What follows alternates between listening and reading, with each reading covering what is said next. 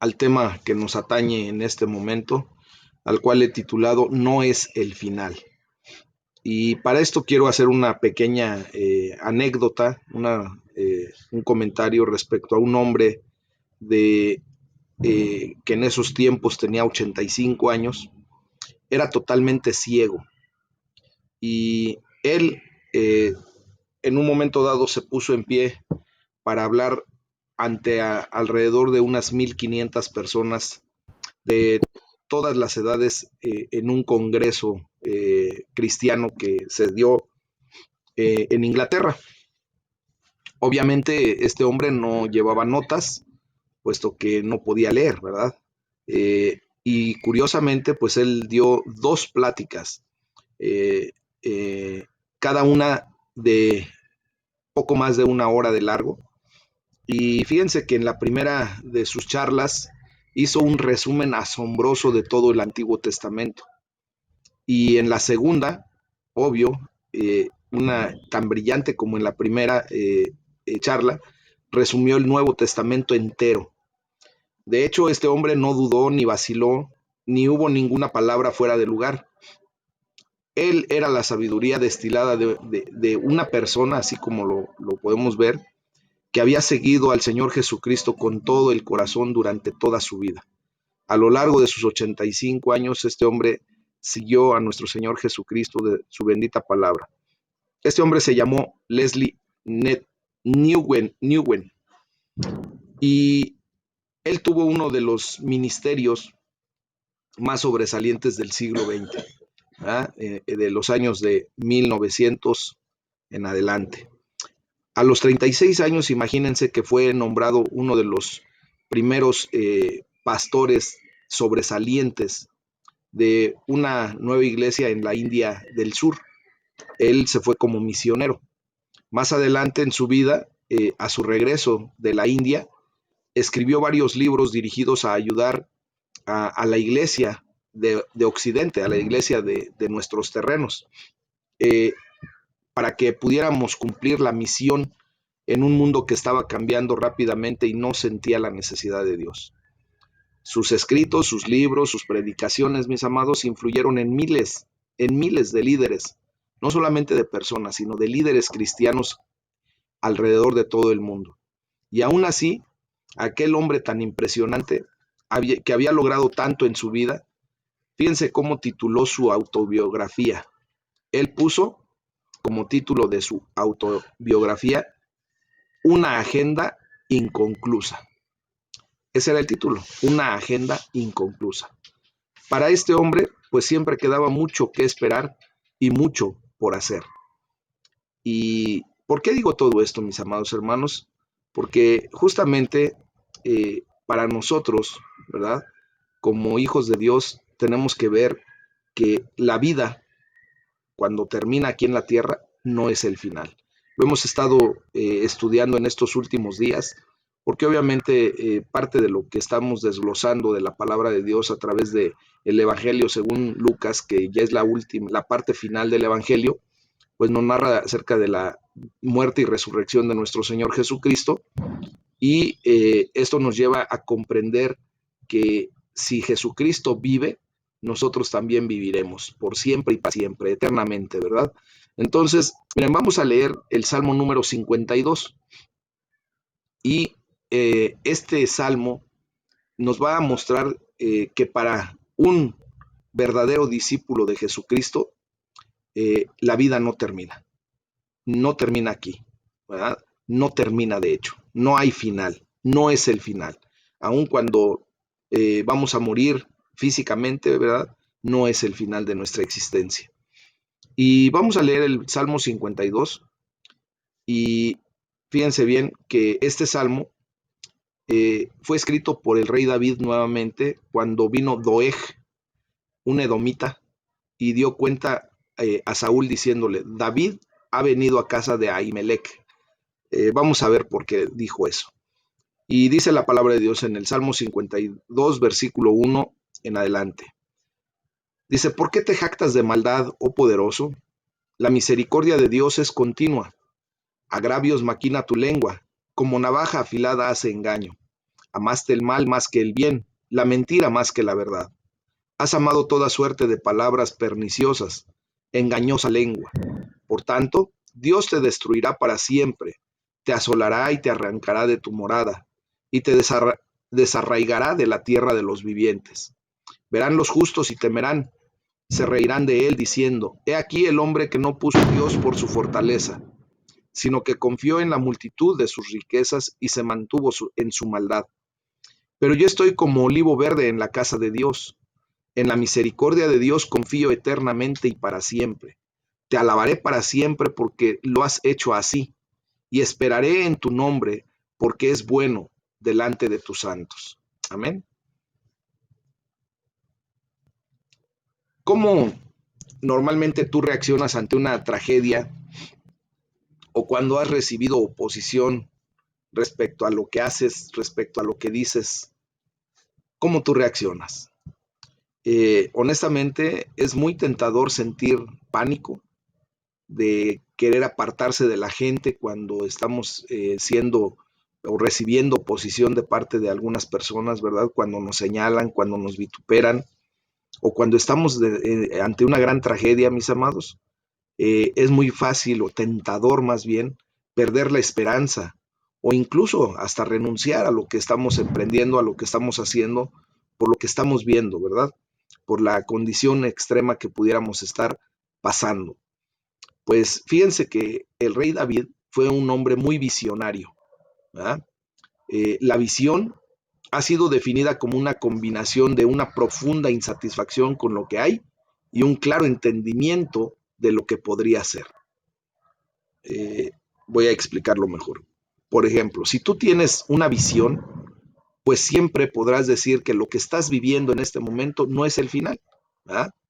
Sino que tú tendrías que vivir una especie de insatisfacción por lo que estás viviendo en el momento, pero con un claro entendimiento de lo que viene a continuación, de lo que podría ser si tú sigues en ese empeño, en esa perseverancia respecto a lo que estás generando. Pues David logró tantísimo durante su vida, de hecho construyó un reino muy poderoso, mis amados hermanos, ¿verdad? Y a pesar de todo esto, pues tuvo que lidiar con la realidad de la oposición. Había gente que no le estimaba, gente que siempre se estaba oponiendo a lo que el rey decía, siempre estaba en contra de lo que el rey quería generar. En ese momento que el rey David escribe este salmo, pues simplemente es cuando lleva bastante tiempo huyendo de Saúl. Pero Doeg, ¿verdad? El edomita le había traicionado revelando a Saúl la ubicación de David. Eh, Obviamente Saúl sale disparado persiguiendo a David porque lo quería asesinar, pero cuando llegó Saúl, ¿verdad? A donde le dijo este Doeg, el edomita, que en dónde estaba David, pues David ya se había ido. David ya se había marchado porque su amigo Ahimelech había sido asesinado con con casi toda su familia y uno de sus familiares fue a avisarle a David que venía ya el rey Saúl en contra de él. Eso lo podemos leer en el primer libro de Samuel, en los capítulos 21 y 22. Es algo extenso, ese pasaje bíblico donde se nos dice exactamente con claridad todo lo que sucedió y obviamente no lo vamos a leer por tiempo, pero ustedes pueden darle una repasada en su momento, el capítulo 21 y 22 del primer libro de Samuel, para que puedan ir como conformando todavía más la estructura de esta enseñanza. En este salmo en particular, en el salmo número 52, vemos cómo David tuvo que lidiar con aquellos que trataban de destruirlo por medio de engaños, por medio de falsedades y hasta por medio de palabras ofensivas. Tal vez tú te has sentido en la misma condición en algún momento de tu vida cuando has emprendido alguna empresa, alguna actividad, algún quehacer y hasta gente de tu propia familia posiblemente te pueda señalar diciendo, tú no vas a poder, estás loco, lo que pretendes hacer, bueno, es prácticamente imposible para ti. y siempre normalmente generan una serie de acusaciones, de señalamientos, muchas veces ofenden por ese tipo de comentarios, ¿verdad? Muchas veces dicen mentiras y eso trae dolor a nuestro corazón. En este momento, tal vez nos pudiéramos preguntar si acaso David estaba pensando en Doeg cuando escribió aquella descripción, ¿verdad? Pues aquel era como el hombre descrito en el versículo 7 del Salmo 52, en donde dice que no buscó refugio en Dios, sino que confió en su gran riqueza y se afirmó en su maldad. El versículo 7 en la Reina Valera, en la versión Reina Valera, dice aquí el hombre que no puso a Dios por su fortaleza, sino que confió en la multitud de sus riquezas y se mantuvo en su maldad. Entonces, es algo que tiene mucha resonancia hoy en día, mis amados. Mucha gente no busca refugiarse en Dios. De hecho, lo hace a un lado creyendo y declarando que Dios no existe. Y piensan que verdaderamente Dios no existe, ¿verdad? Se confían en sus riquezas, en su juventud, en su poderío, en su inteligencia, en la capacidad que Dios mismo les dio, pero que ellos no lo reconocen y se afirman en su maldad. Desgraciadamente vemos hoy en día cómo nuestra sociedad sigue creciendo en una condición de maldad terrible, ¿verdad? De señalamiento, de juicio y de mentira. Pero quiero decirles que incluso en medio de una tragedia de esa naturaleza y de tanta oposición, David ni siquiera se desesperó ni se rindió. Al contrario, él ve que con Dios no es el final. No es el final para Doeg, porque dice, eh, Dios te arruinará para siempre en el versículo 5. Tampoco es el final para David, ¿verdad? En el versículo 8 dice, yo soy como un olivo verde que florece en la casa de Dios. David simplemente se vuelve a Dios, ¿verdad? ¿Y qué podemos ustedes y yo aprender de lo que en este momento se nos es enseñado? Honestamente, ¿cuántas veces, verdad?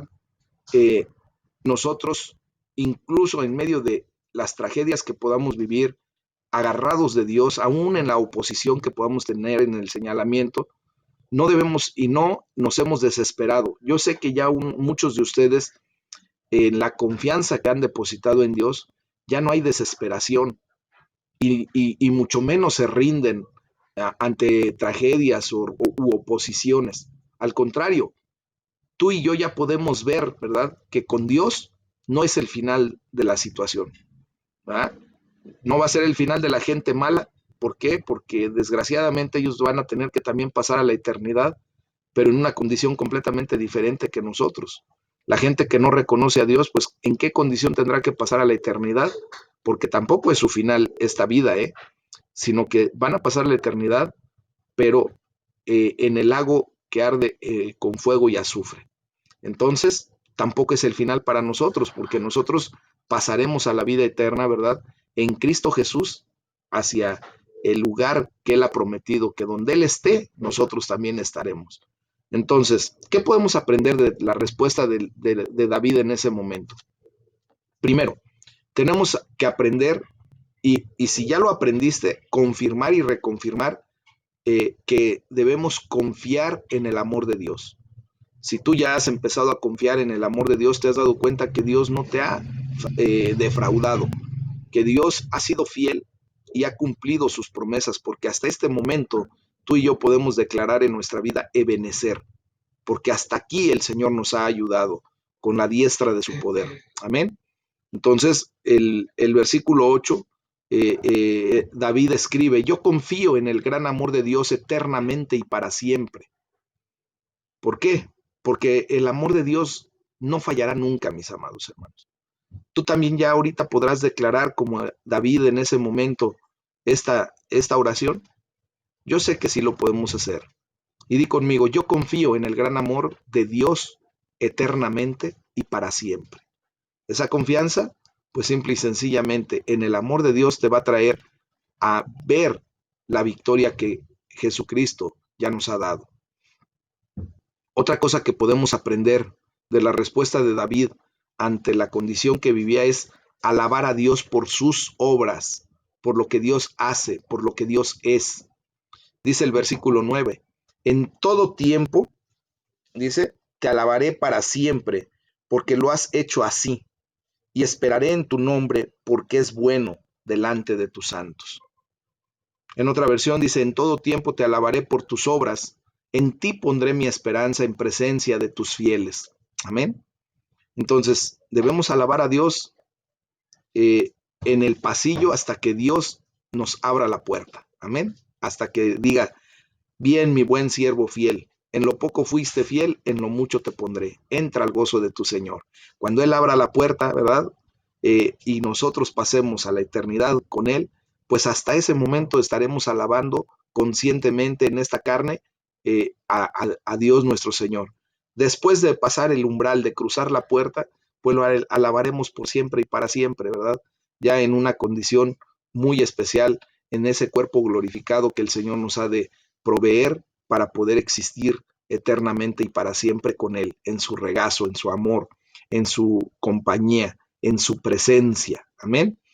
Entonces, otro de los aspectos que debemos aprender de esta enseñanza que David nos da es esperar en el nombre del Señor. Dice nuevamente el versículo 9, esperaré en tu nombre porque es bueno. Amén. Por malas que sean nuestras circunstancias, con Dios no es el final, mis amados. No son el final las circunstancias que podamos estar pasando, porque nuestra esperanza está en el nombre de Dios, está en Dios mismo. Y por eso podemos darle gracias por los sueños y las visiones que pone en nuestros corazones, porque Él es el que pone esa visión que tú tienes de seguir a Cristo, esa visión para la eternidad. Él es el que la está poniendo. También Él ha puesto esos sueños, ¿verdad? Esos anhelos en tu corazón. Y cuando nos hacemos en sintonía con la eh, voluntad de Dios, pues vamos a ver cómo esos sueños y esos anhelos se cumplen, ¿verdad? Así lo prometió el Señor.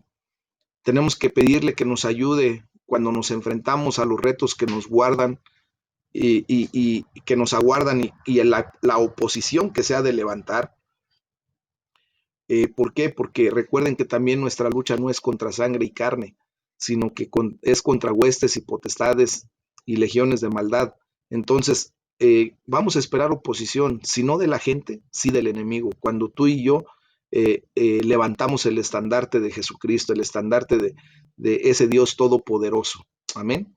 Entonces tenemos que orar para que siempre nosotros tengamos puesta toda nuestra confianza en su gran amor, en ese gran amor que nunca falla y que podamos realmente poner nuestra esperanza en ese Dios todopoderoso, en el eterno, en Hashem, para el futuro que nos espera.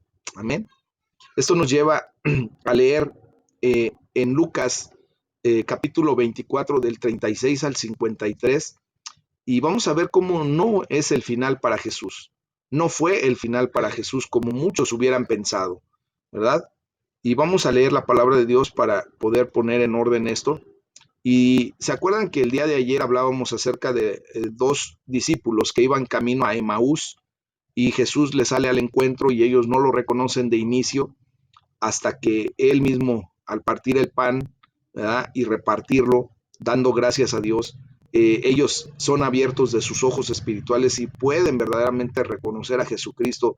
Y dice la palabra de Dios en el versículo 36, continuando con lo que veíamos el día de ayer, dice, mientras ellos, esos dos discípulos, aún hablaban de estas cosas, Jesús se puso en medio de ellos y les dijo, paz a ustedes. Entonces, espantados y atemorizados, pensaban que veían espíritu, pero él les dijo, ¿por qué están turbados? ¿Y vienen a su corazón estos pensamientos?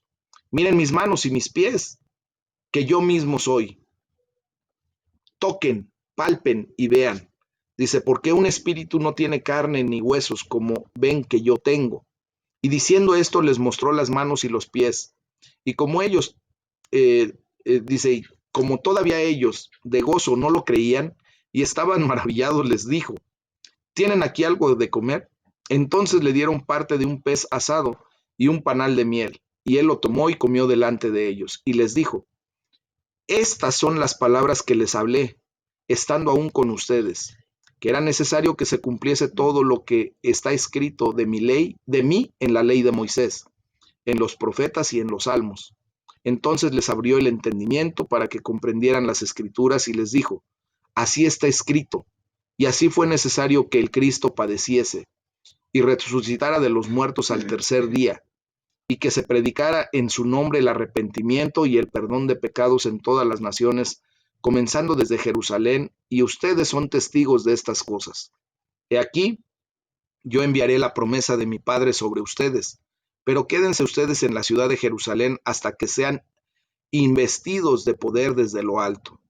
Y los sacó fuera hasta Betania, y alzando sus manos los bendijo, y aconteció que bendiciéndolos, se separó de ellos y fue llevado arriba al cielo. Ellos, después de haberle adorado, volvieron a Jerusalén con gran gozo, y estaban siempre en el templo, alabando y bendiciendo a Dios. Amén. Entonces vamos a ver que cuando Jesús murió en la cruz, todo parecía ir de lo peor, y ya no podían ir todavía más mal las cosas, ¿verdad? Ya estaba terrible la situación. Jesús había muerto. Parecía que era el final para él y para sus seguidores, para todas aquellas personas que habían confiado en él. Pero no, no era el final, mis amados hermanos. Dios no había terminado el proyecto y el propósito por el cual Jesucristo había venido a la tierra para morir por nuestros pecados, sino que resucitó a Jesucristo. ¿Verdad? En este pasaje vemos que Jesús se aparece a sus discípulos y les dice, paz a ustedes, shalom. Y puede que se sintieran aún asustados en ese momento, ¿verdad? Y hasta pudiera haber dudas en ellos respecto a qué estaban viendo y a quién estaban viendo. Jesús les da pruebas sólidas de que verdaderamente está vivo. Como les dice en el versículo 39, miren mis manos y mis pies. Yo soy yo mismo, dice. Tóquenme y vean. Un espíritu no tiene carne ni huesos, como ven que yo los tengo. ¿Ah? Jesús es más que una figura histórica, mis amados hermanos, que nació y murió y resucitó ya hace casi 2000 años. Él está vivo y está aquí, está presente hoy en día en ti y en mí. Amén. Y esa es la verdad, esa es la realidad. Cuando los discípulos se dan cuenta de que Jesús está vivo, obviamente les embarga un sentimiento de alegría increíble y de asombro, ¿verdad? Porque de alguna manera ven lo que él había prometido hecho realidad, que ya no era una promesa, sino era una condición verdadera, era una situación ya palpable.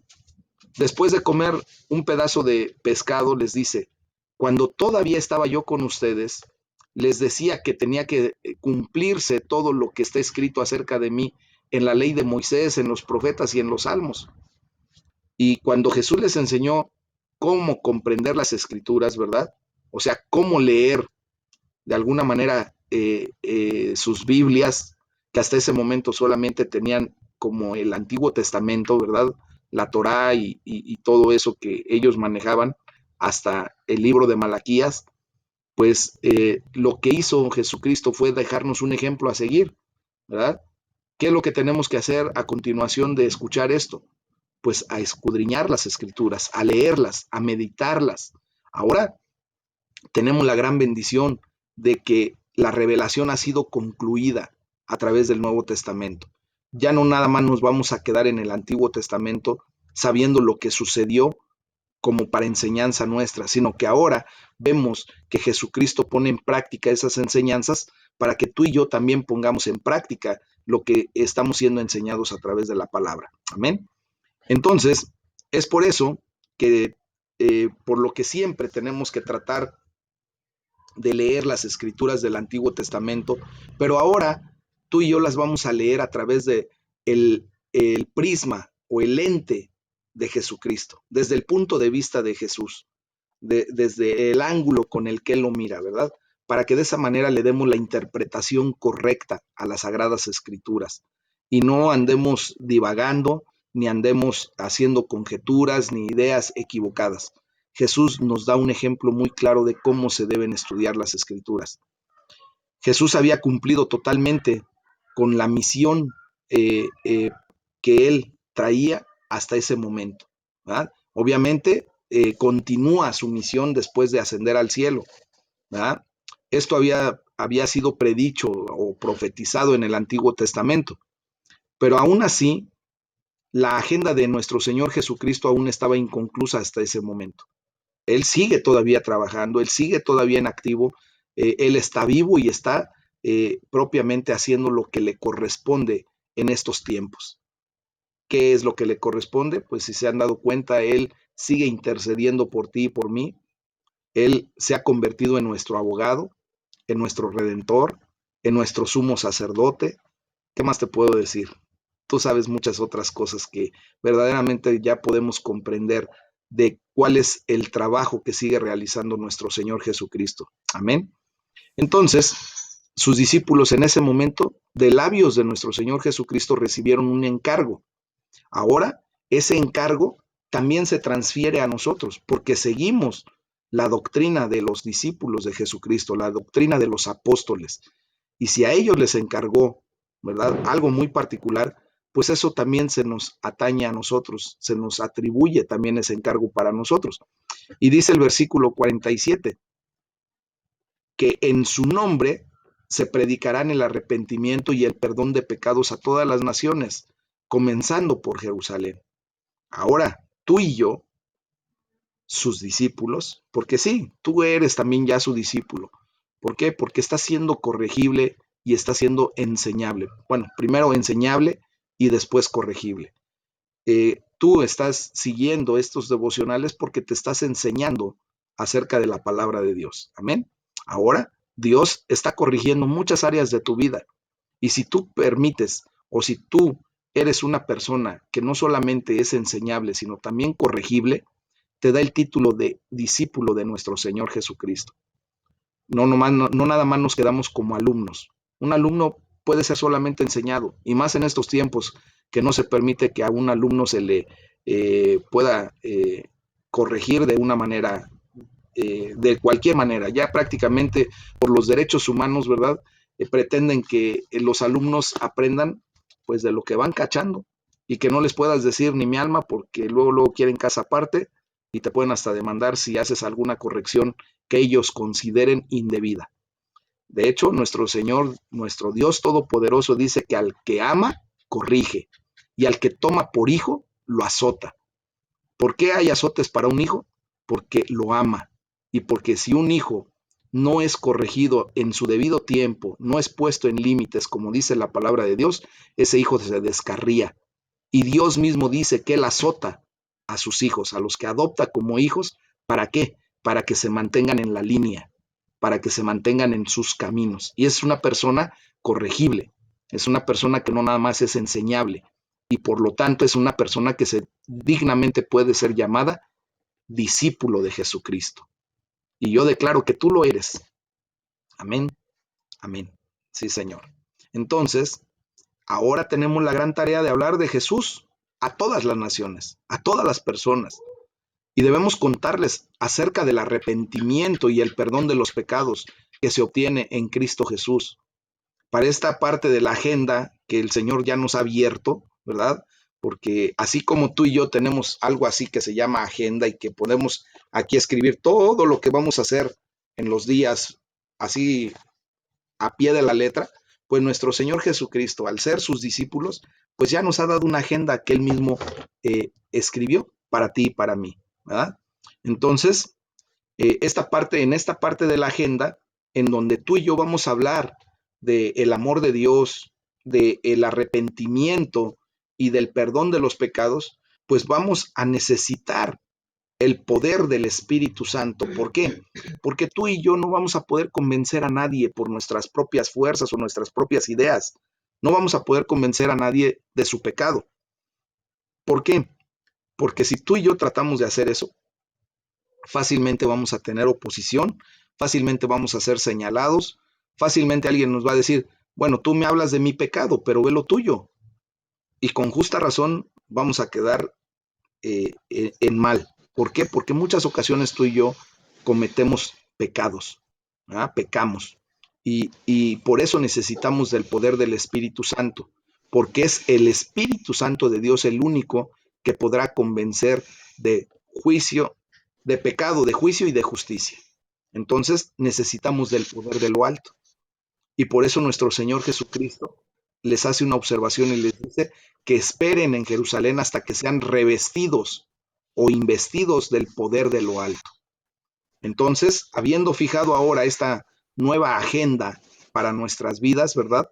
Así como para la vida de sus discípulos en aquel momento, pues Jesús alzó las manos y los bendijo. Hoy te voy a pedir que alces tú tus manos y recibas la bendición de nuestro Señor Jesucristo. Le gracias, Padre, porque así como tú le diste la bendición a tus discípulos en ese momento, ¿verdad? Hoy yo estoy recibiendo tu bendición en el nombre de Jesús. Amén.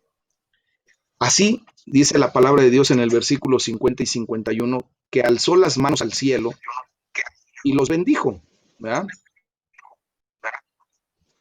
Déjenme.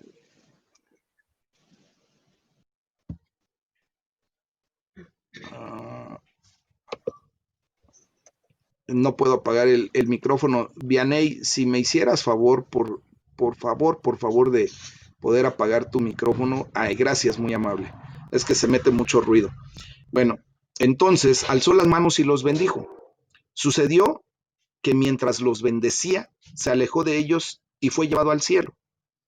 Piense que es muy interesante notar que después de haber sido llevado al cielo y de estar físicamente presente, ellos comenzaron a adorarlo curiosamente, ¿verdad?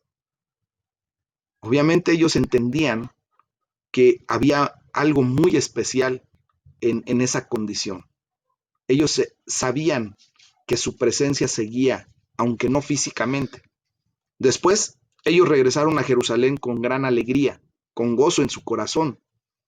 Y el final del tiempo de Jesús entre ellos fue también algo glorioso. Fue un emocionante comienzo, mis amados hermanos. ¿Por qué? Porque se efectuó lo segundo más maravilloso que ha sucedido en la faz de la tierra. Después de la venida de nuestro Señor Jesucristo, viene el Espíritu Santo de Dios en el día de Pentecostés. ¿Cuándo es el día de Pentecostés? Son específica y exactamente 50 días después de las Pascuas. Voy a poner el ejemplo de este año. La Pascua fue exactamente el día 12 de abril del 2020 y el día de Pentecostés es el 31 de mayo del 2020.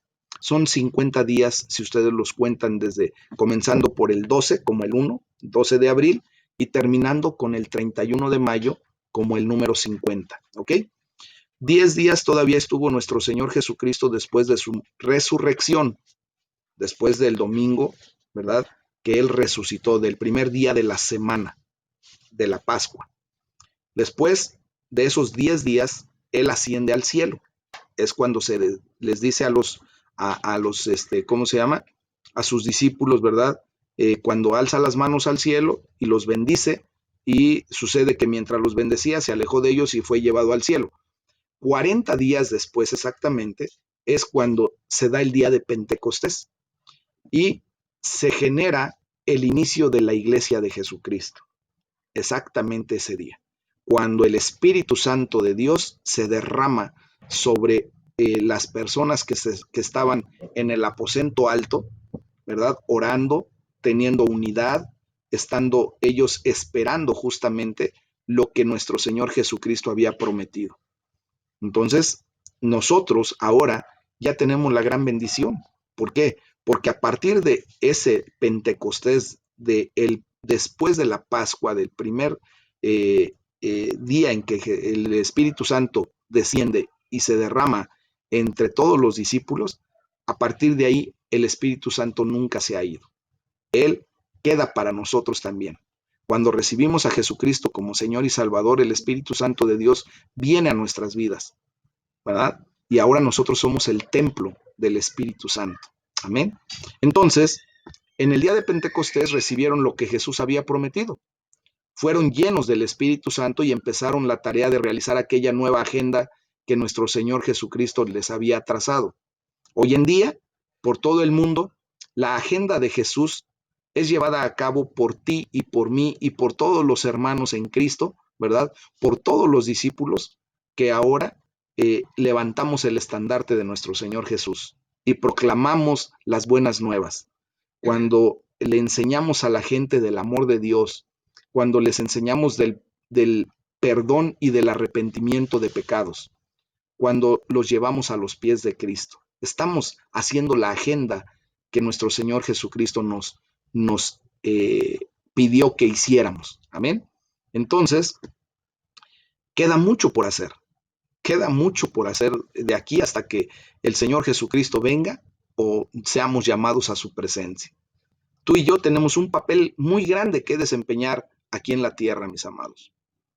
Y tenemos ese papel impresionante de seguir completando la agenda que nuestro Señor Jesucristo dejó inconclusa por amor a nosotros. Y no se ha acabado aún. Qué triste hubiera sido para nosotros en particular, el que nuestro Señor Jesucristo hubiese cerrado su agenda y no hubiera encargado a nadie que continuara con eso.